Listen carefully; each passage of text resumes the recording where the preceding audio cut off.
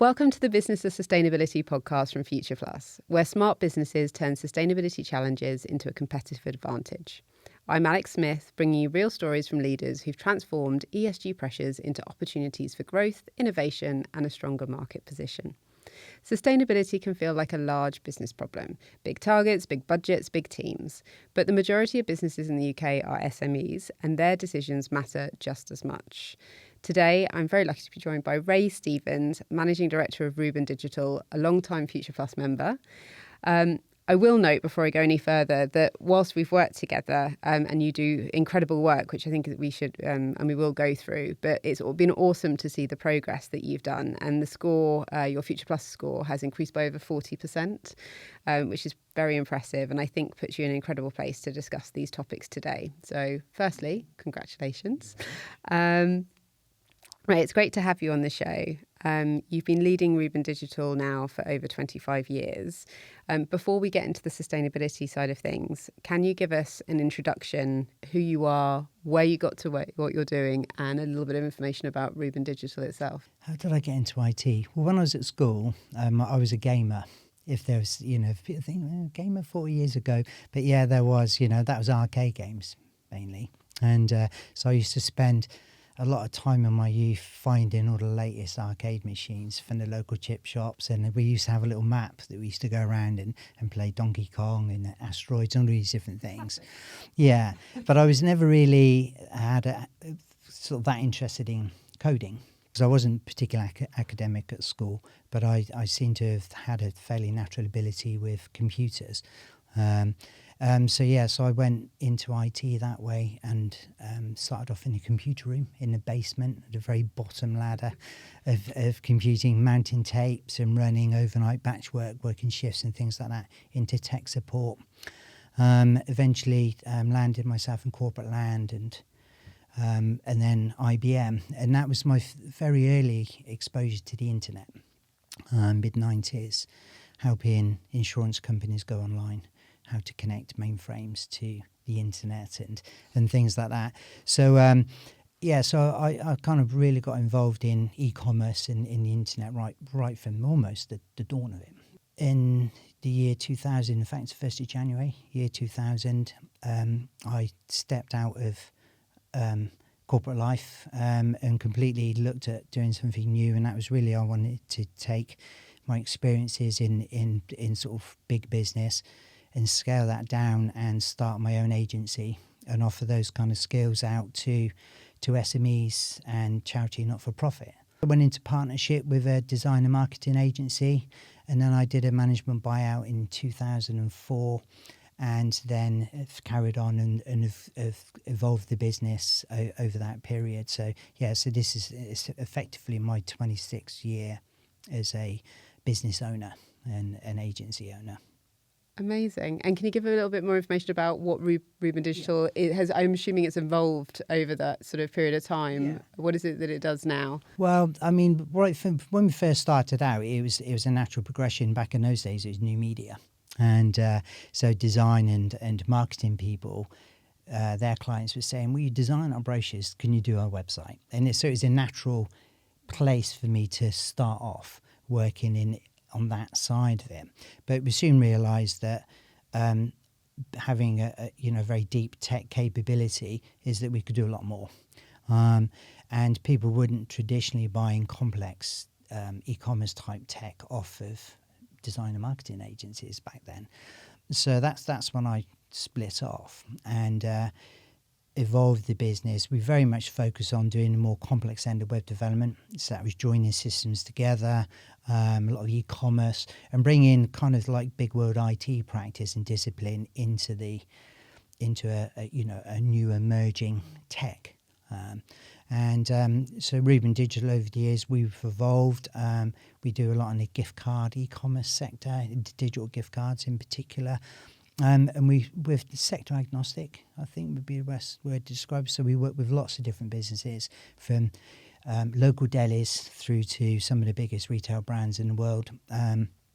But importantly, from an evolution point of view and from an innovation perspective, we've always been trying to make a difference with what we do, and that be with our technology and how sustainable our technology is today, through to bringing content management, for example, to charities in the early 2000s, when that was only a preserve of the big corporate world. And we thought, well, let's empower people to manage and look after their own websites. So we've been on that journey for 26 years now, and continue to evolve it.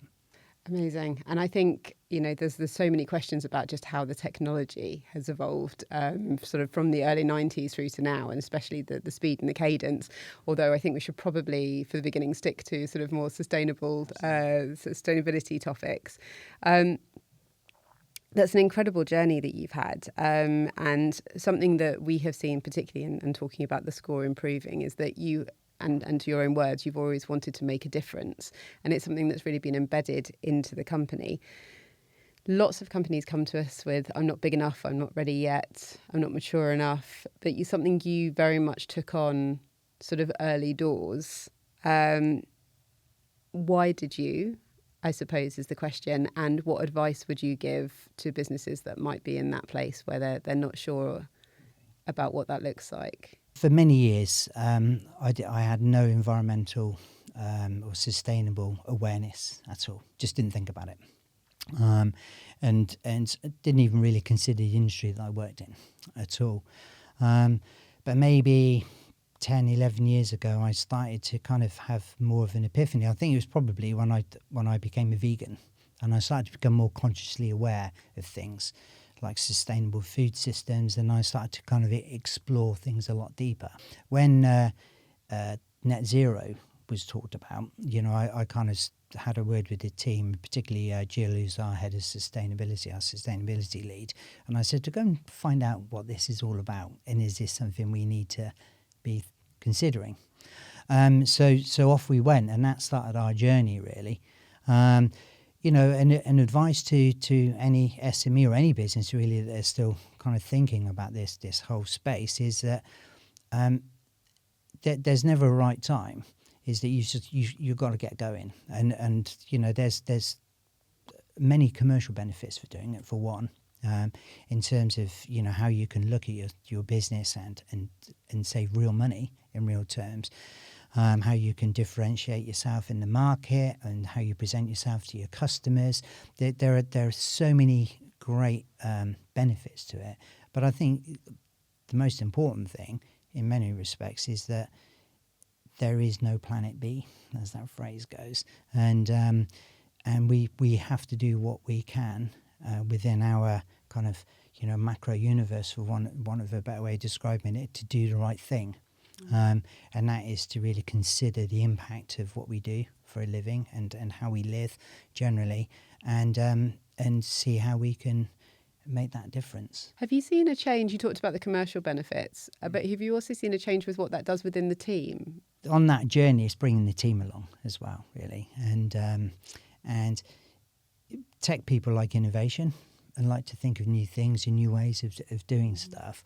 And I wouldn't quite call it gamification, but setting down challenges like, for example, we need to green our tech stack. What does that mean?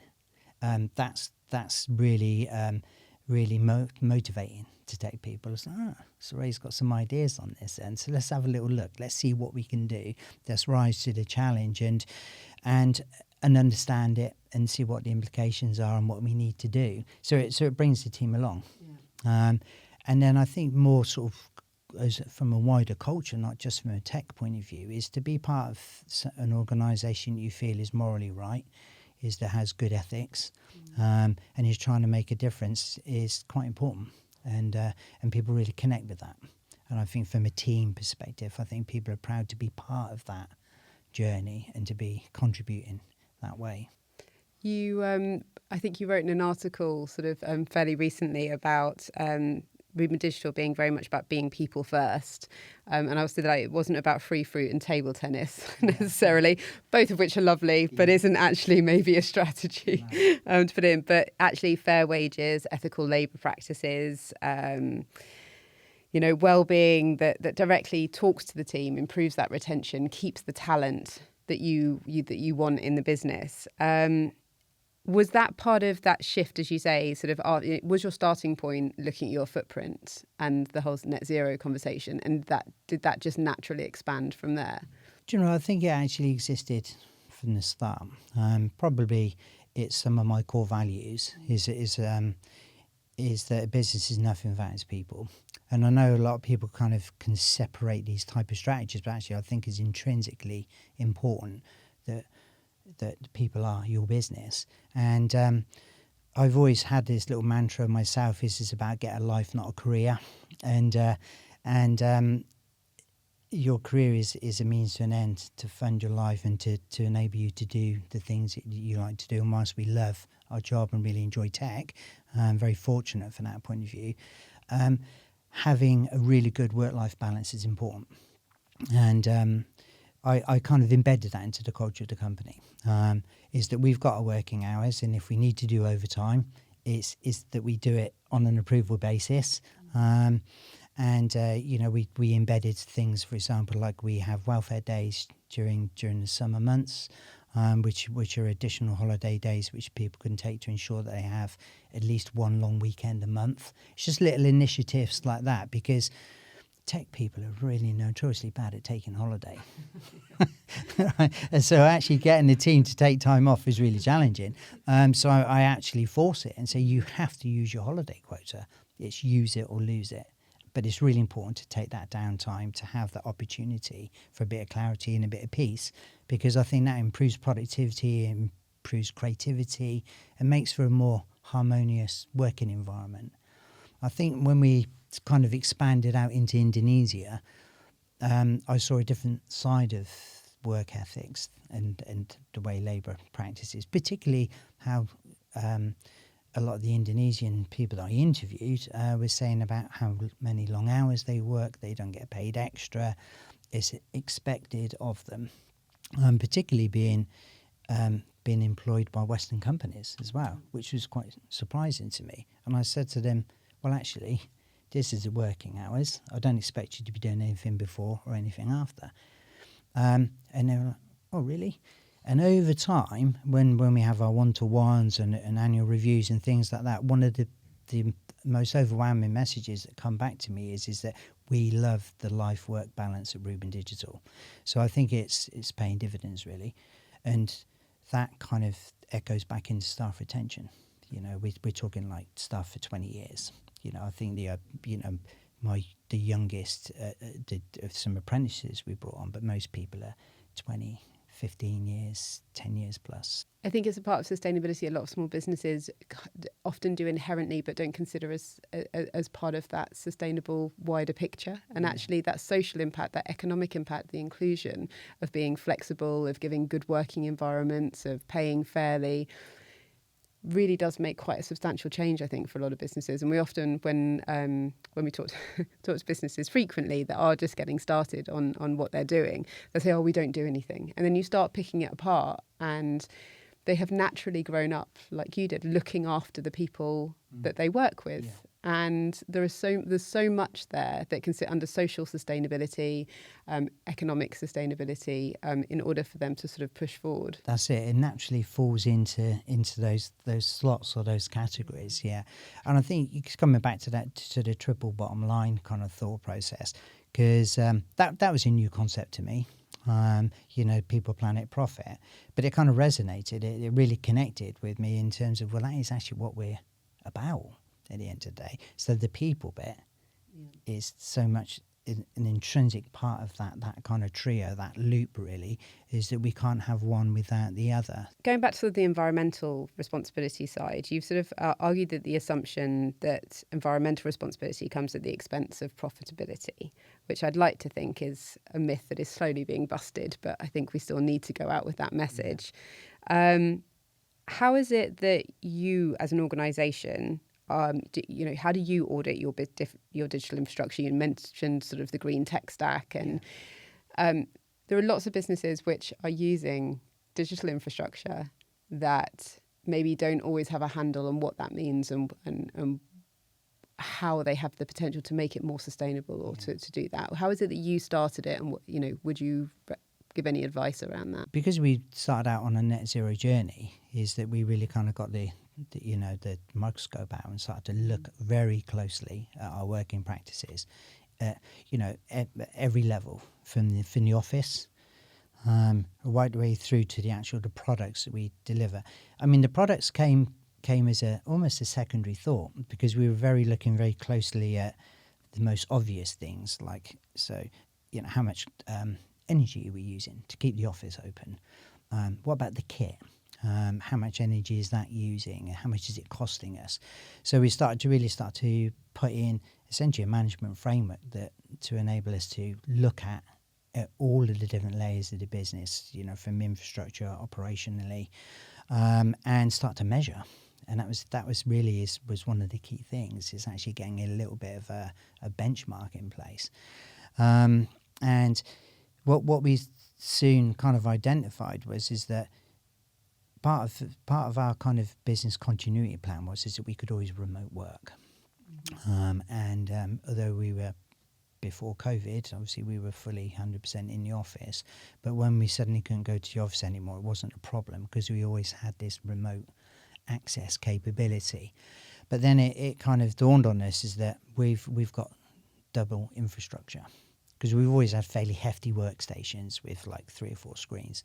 So the next thing you know is that we've duplicated that at home, and then we're remote connecting using almost equivalent things into our office. So all of a sudden we've got double the infrastructure.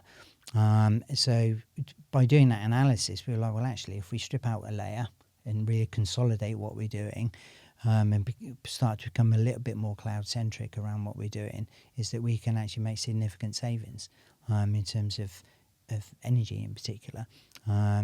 So that made a massive difference to the business. And then we had a lot of on-premise servers as well, which was our dev environments. And whilst they kept the cellar in the office warm and dry. Lovely in the winter, not so good on a day like today, which is during the heat wave in London. Absolutely. But it was consuming a lot of energy. Yeah. So we wanted to really, look at it from that point of view. I suppose coming from this kind of sort of like larger corporate IT background, we were very much about having strategies in place. If I would be known for the person that says, let's think about this strategically, because that's typically my mantra. And so I would be saying, okay, we need to have a strategy in place for this. How are we going to manage this and drive this forward as part of our net zero commitment? And so, putting that management framework in and start analysing and understanding and measuring would be my advice on that. We always go back to understand, measure, manage, improve and report, and then continue going through that. And I think so many businesses forget to do the understand. Because when you have something, you're so excited to get sort of moving with it, that actually taking the breath and saying, right, where are we now? What is the baseline? And to your point that, having the strategy is that, why are we doing it? What would be successful and how are we going to get it done is such important questions before you get started, to stop that fatigue around things not going quite as you'd hoped or being as successful, I think, for a lot of businesses. 100%. And, talking about sort of businesses sort of using tech, but then you've also got the tech sector, which itself is pretty emissions intensive. And before we started talking today, we were talking about AI and sort of the changes that are happening with that. When you look at the tech sector, both big and small, do you see them taking positive action around mitigating their contributions, or do you see any opportunity for them to do that? I don't see them taking any action from our perspective. Pre the AI explosion, I think there was really credible commitment. And to a degree, there was a lot of credible data and evidence that we could build into our sustainability statements, into our CSR statements, that the tech providers we had chosen were on the right side. For example, we worked with Microsoft, and when we started on that journey, they were a carbon neutral business. They had so much information available. They also provided information out to, for example, to various different foundations, the Green Web Foundation, people like that.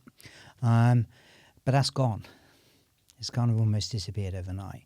I believe that what were very firm commitments and promises, the can's been kicked down the road a little bit now, and these are more intentions. We aim to. It's all become very ambiguous and not very, very defined statement. So it's put us in a compromising position because we can't get the evidence back to then evidence it back into our own sustainability strategy.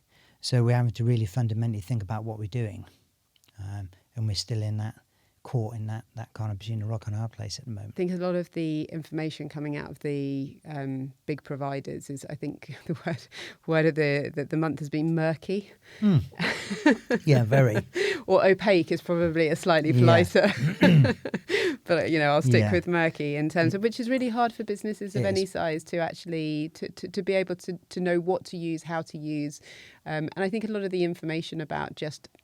I was talking to someone the other day about prompts, and I have been to so many or seen so much advice around these huge long prompts that go into to all of the standard AI providers and chatbots that we're all using. And so I was like, well, every single word that you put in is going to massively increase the footprint of what it is that you're doing by the very nature of the... It's obvious when you think about it, but you're also being told to do something else as a business thing. And I think there's a real push and pull, even on a basic level of how do we interact with this, let alone how do we implement it? Yeah. What does it look like? What kind of tech do I want to build in? What kind of provider do I want to use? And how can I report on it? So it'll be interesting to see how that develops potentially over the next couple of years. Yeah. I bang on about governance all the time. And again, coming from my old world of that kind of corporate large systems IT, is governance is a really important thing. Is that because there was so much money involved in expenditure in software and hardware, is that you didn't just jump in feet first. It was very strategically thought about, it was planned in, the business cases were understood, and you just didn't get the latest tech for the latest tech's sake. There needed to be a commercial driver for it. But over time is that where technology has become so much cheaper, so much more readily available, we don't give it a second thought. It's like replacing your mobile phone with a brand new one every time the contract comes up, things like that. It just, from a consumer, from a side perspective, generally speaking, we're not that consciously aware of exactly what we're doing. Same with AI, is that it's come about, the big tech have made it freely available. You've got all these free versions that you can use. Google Gemini's just slipped in the AI responses into Google searches. And we start to get kind of sucked into it, really. Instead of having a governance framework up front to say what you should and shouldn't do, what you can and what you can't do. And I don't mean that from a nanny state perspective, but even from a government point of view, they're so far behind the curve.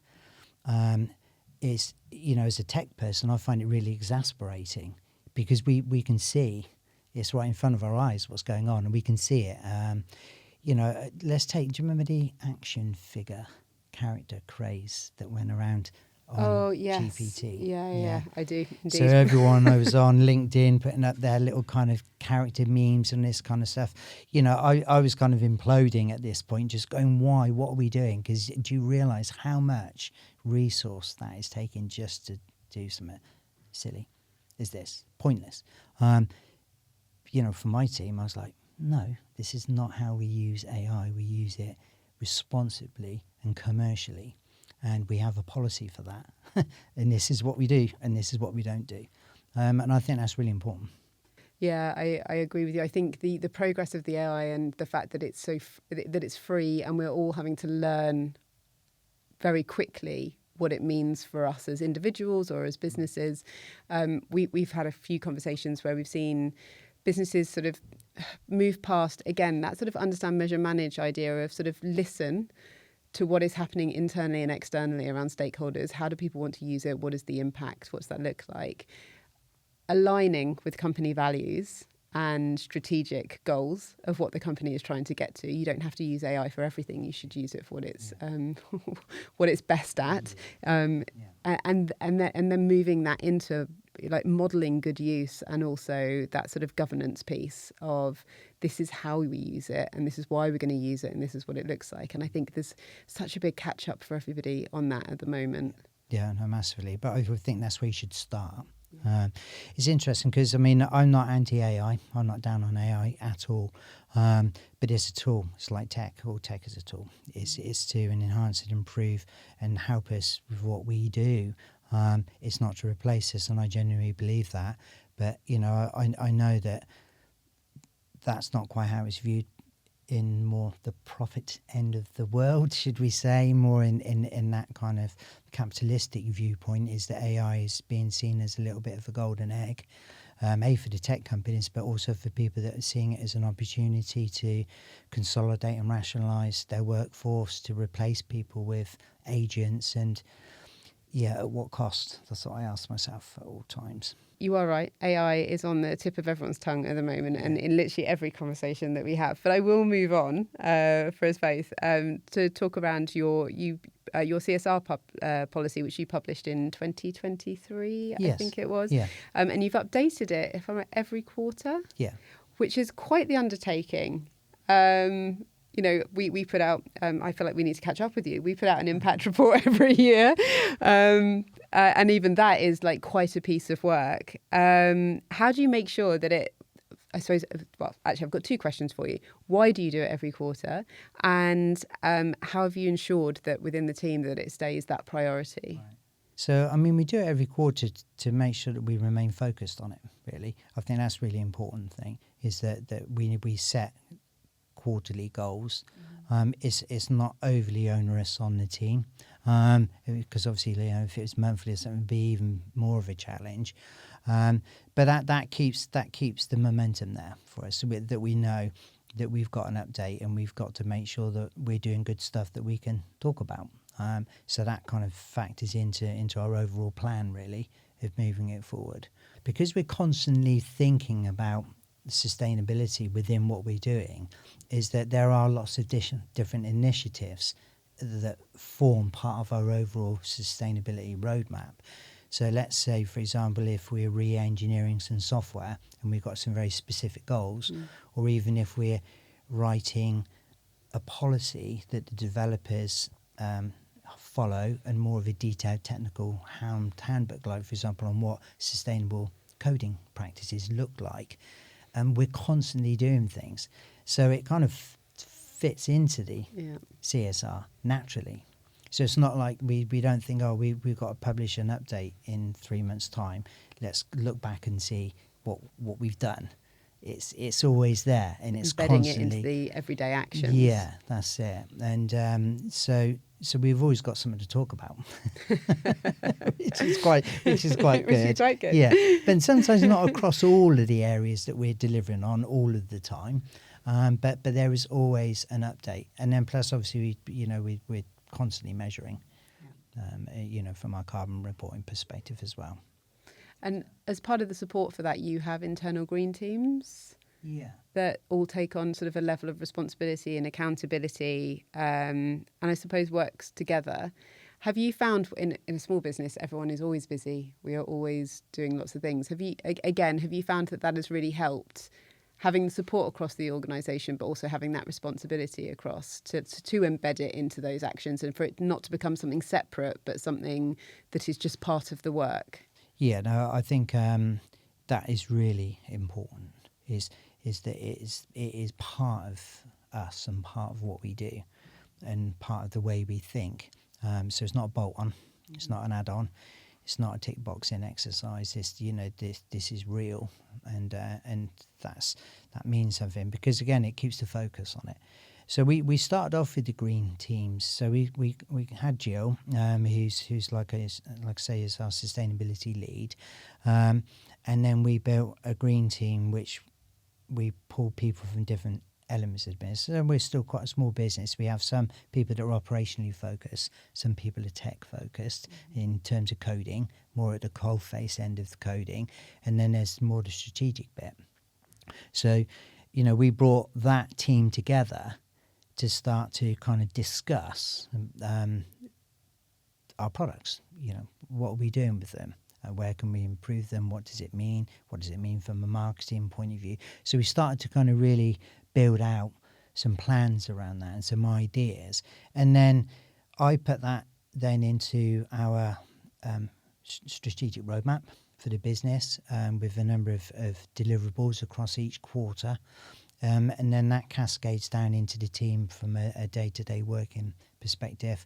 And then we have, in fact, quite strict. We have a fortnightly strategic meeting where each head of a particular goal that's owning that goal reports back on progress. So I can keep an eye and make sure that we are moving forward, because like you say, sometimes, delivering work for a client can take priority over looking after yourself. But I've kind of said to the team as well, is that it's not all about delivering billable hours all of the time.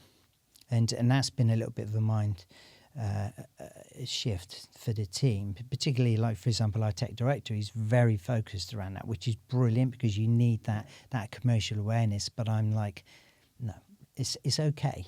If you want to take a few days to really pin this down, let's do it. And let's just make sure that the delivery schedules that we promised our clients encompass this time, so we're doing it properly. Yeah, I think the idea of it being a management process that does sort of ebb and flow helps it become part of the business. Yeah. So say client delivery always going to be important, but as soon as you start to get into that sort of cadence of what that looks and feels like, and you give yourself room to be able to embed it in. Yeah. Part of a techie's life, which is kind of traditional kind of marketing agency land. I'm not too sure if it's the same, but from a tech agency point of view, a significant part of your job is actually R&D. Is learning about new tech, experimenting with it, coding with it, seeing how it works, breaking it, doing all these things, and that is a part and parcel of your role. And so when we started out on our net zero journey, and when we started really thinking properly, this kind of naturally just slots into that, like you say, into that cadence, into that cycle, and into that way of thinking. You, as we said it right at the beginning, have been a Future Plus member for quite a while now. But a question we often sort of get compared to B Corp. There aren't a huge amount of opportunities for SMEs trying to understand around their sustainability necessarily in the UK. B Corp is definitely one. It's something that you looked at and then stepped away from.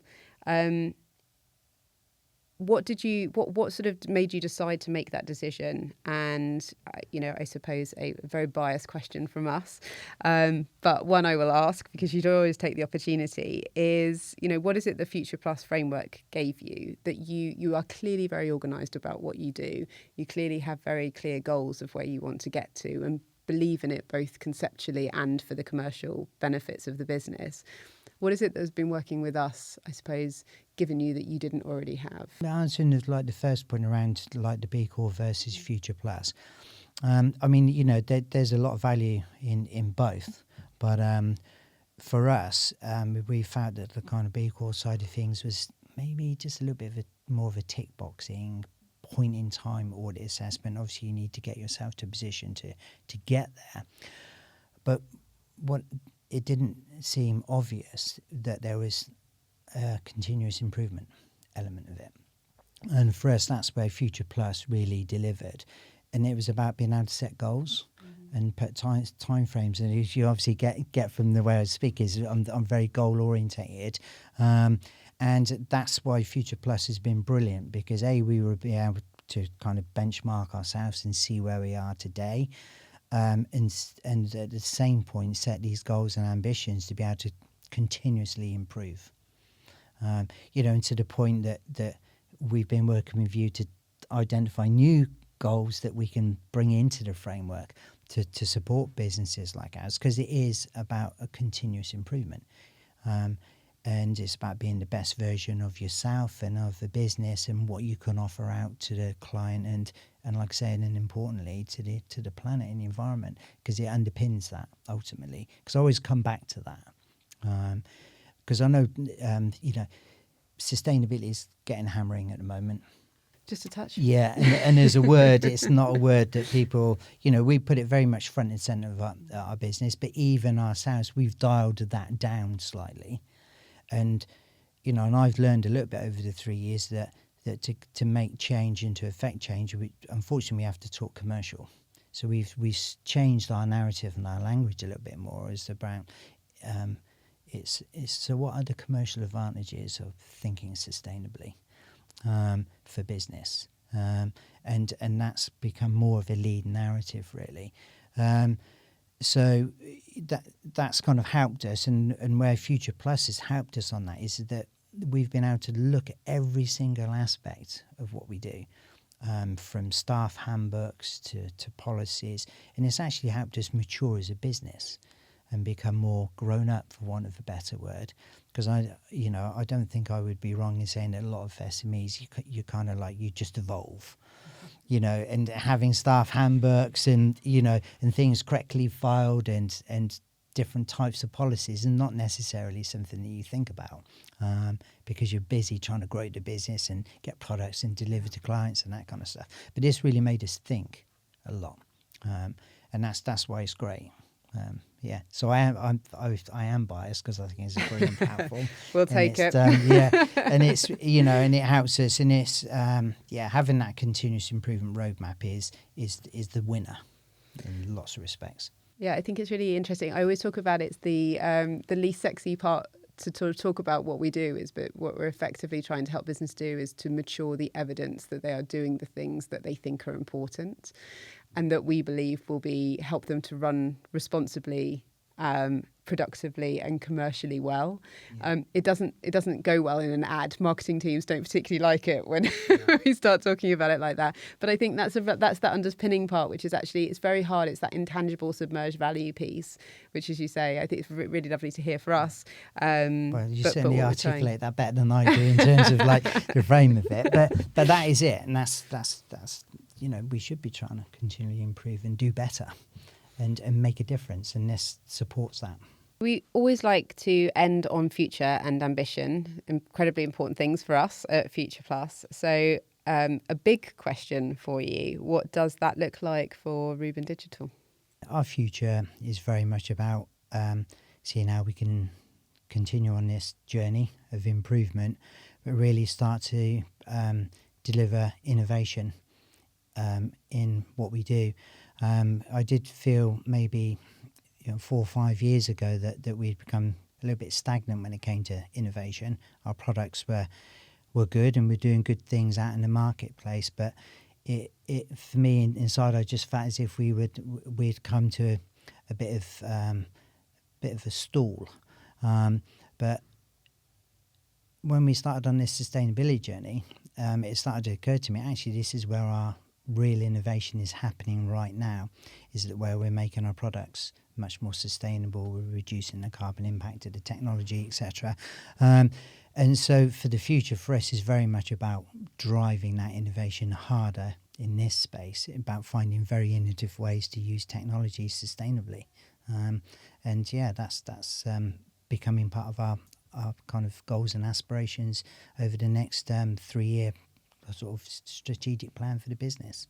Amazing. What an incredibly positive note to end on. And we look forward to sort of hearing more about that innovation.